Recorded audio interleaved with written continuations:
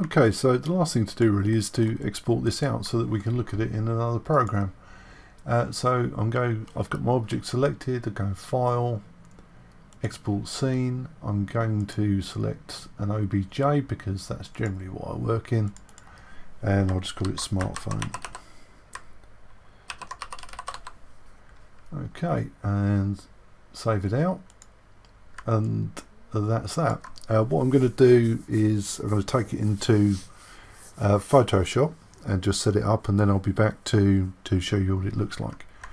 Not Photoshop, what am I talking about? Substance Painter. I don't use Photoshop. I'm not very good at it.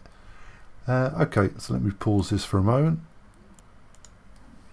Okay, so the matter of a few layers and so on and so forth, I've got this into Substance Painter and just put a few things on it. As you can see in the render area, it looks quite nice.